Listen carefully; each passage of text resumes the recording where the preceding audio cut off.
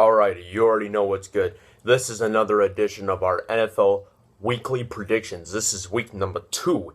Now, I know that the Thursday night games and I know I can do them Wednesday.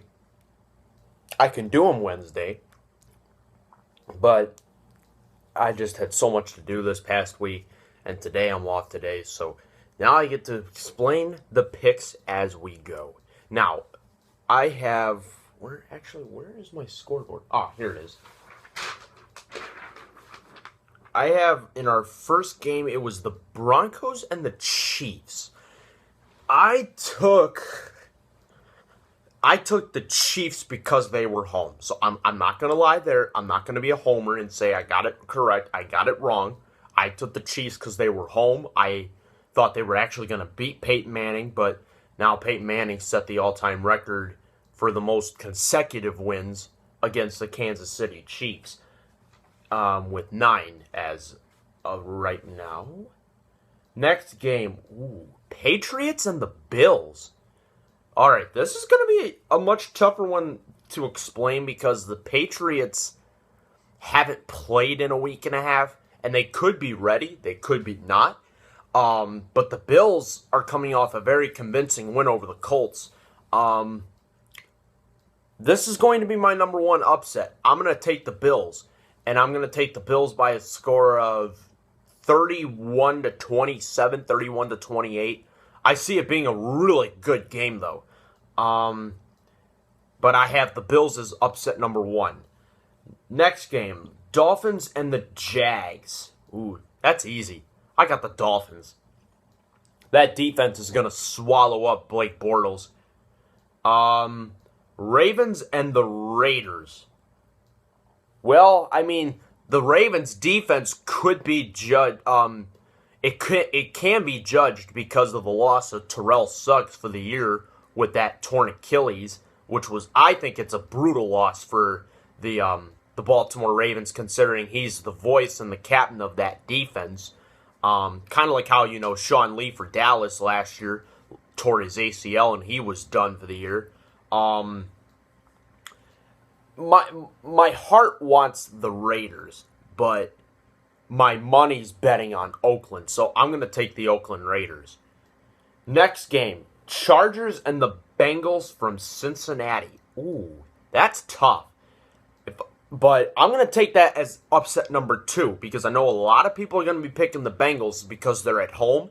I'm going to take the Chargers for one reason, Phillip Rivers. And who knows, maybe this might be a game where Phillip Rivers goes only 170-some-odd yards and no touchdowns and 3 interceptions. You never know. It's on any given Sunday, really. But I have the Chargers winning this game. I didn't give the scores. I have the Dolphins beating the Jags, I think, by a blowout. So I see them winning like 34-13.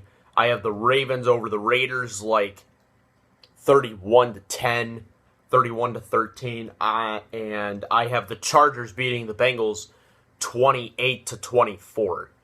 Next game, Titans and the Browns. Ooh, this is kind of an easier one to pick because considering the fact the Browns had as bad of a week as they did against the New York Jets.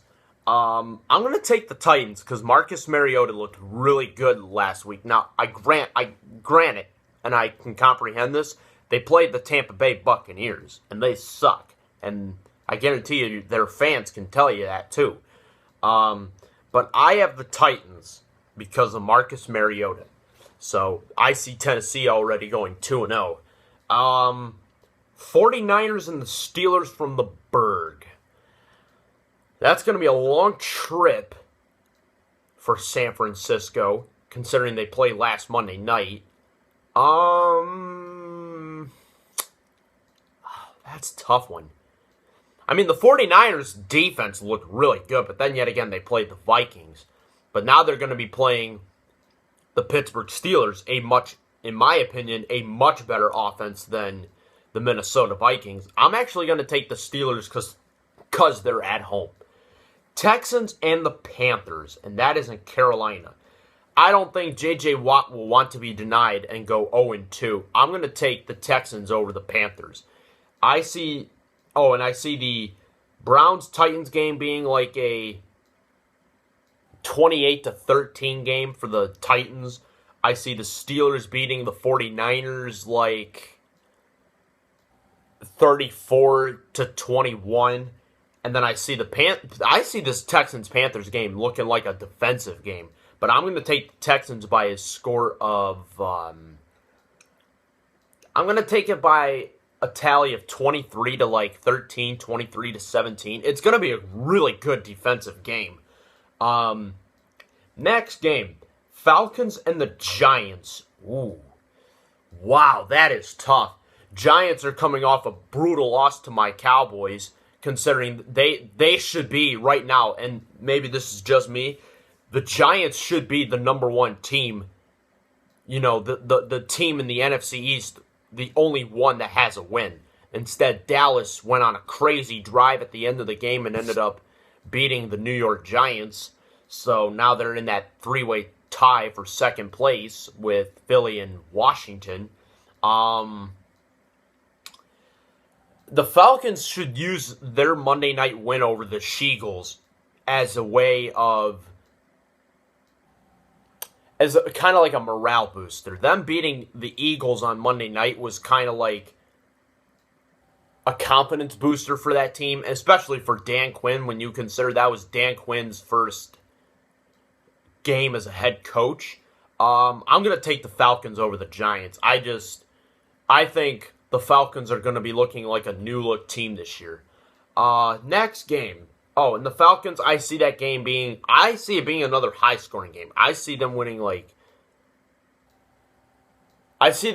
like a score of like 34-31. But anyway, next game. Rams at the Redskins. Oh, that's a crapshoot. I got the Rams. Rams got a great defense, and they're going to swallow up Kirk Cousins. Kirk Cousins doesn't stand a chance. I see that game easily being 28-7, 28-10. Rams just got a really good defense. Cardinals and the Bears from Chi-Town.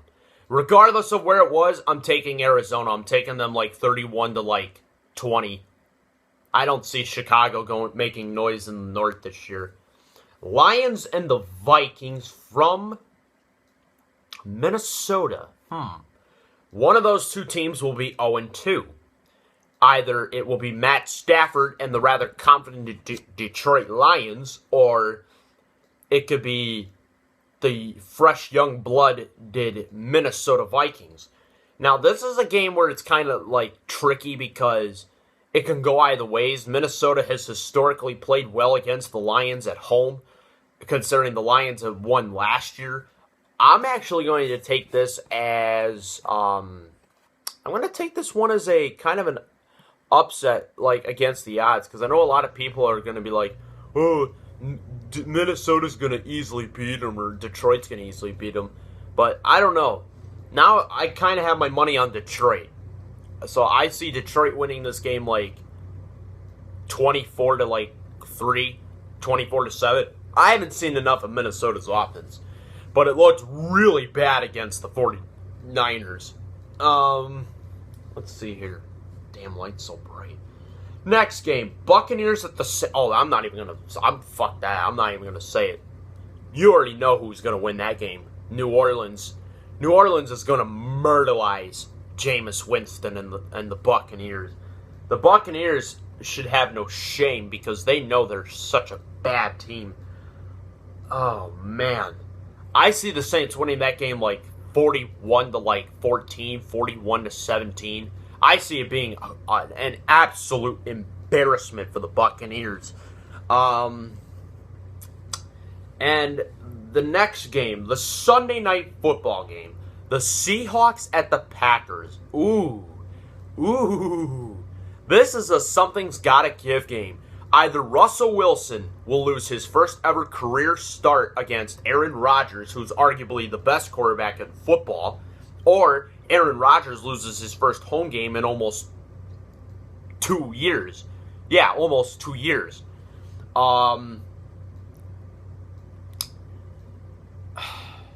because they're away from the link, they're away from Seattle. That's my reason why. I'm taking the Packers because they're home. And Aaron Rodgers historically has just played well at home. I got my money on Aaron Rodgers and the Packers. Monday Night Football. Jets at the Colts. This is a game where it's kind of like if the Colts want to salvage their season, they have got to win this game if they want any chance in the season. They have got to win this game against the Jets for one of two reasons. One, it's the Jets, and two, because it's at home. I see the Colts getting pissed because they got embarrassed.